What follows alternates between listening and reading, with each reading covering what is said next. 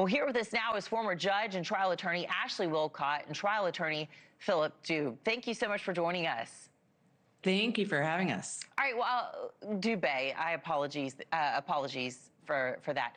We want to break down these charges that Mangione pleaded guilty to: interstate stalking resulting in death, and stalking through the use of interstate facilities resulting in death there. So this is not a part of any plea agreement. Judge Wilcott, why now enter a guilty plea on the federal charges? Well, that's a great question. I think it was a strategy, but I also think it's a risk. And so we know the defense is arguing, listen, in the state of New York, everywhere double jeopardy applies, but the state of New York goes one step further in terms of defining it and specifically says that a person cannot be prosecuted for two offenses based on the same act or criminal transaction, with some exceptions. And the defense is saying, now that he's pled guilty to this and it resulted in the death of the CEO, Brian Thompson, hey, you can't try him, New York. Now, a judge is going to have to decide that if the state does not choose to dismiss these charges, which they will not, in my opinion.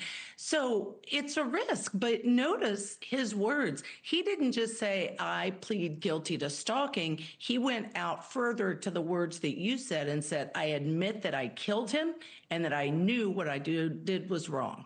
All right, well, prosecutors say they intend to seek the maximum when Mangione will be sentenced on December 18th. Philip, I'll get this one to you. What do you make of the Mangione strategy to enter a guilty plea on these federal charges? How do you think it's going to impact his sentence as we look ahead?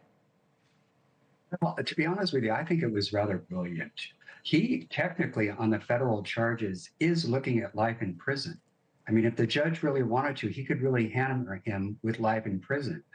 And given that the federal murder charges were dismissed, and now this motion to dismiss the state murder charges has been filed, I could actually see the judge taking a much closer look at all of the conduct leading up to this man's death.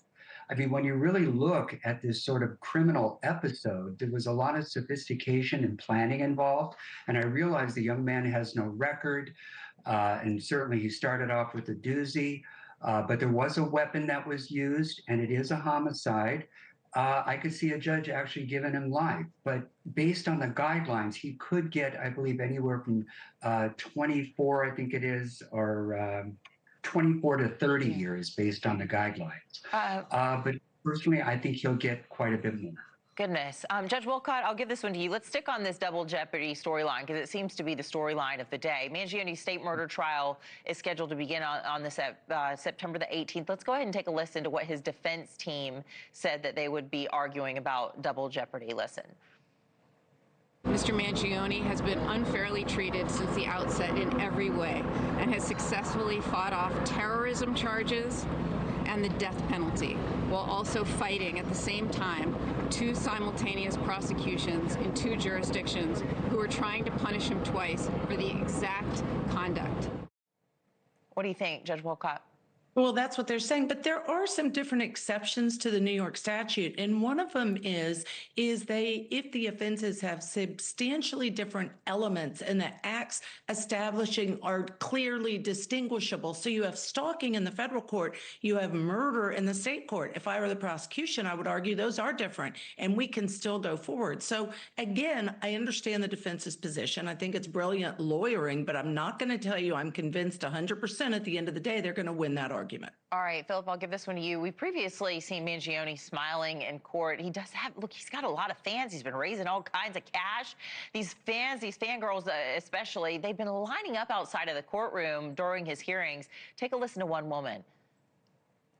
Yeah, I thought Luigi's statement was obviously well thought out, but it seemed like he was saying, you know, I'm standing on what I did. I'm not taking it back. I'm not saying that I'm necessarily sorry about it. He actually doubled down a couple times, and I think that was kind of satisfying for me to hear.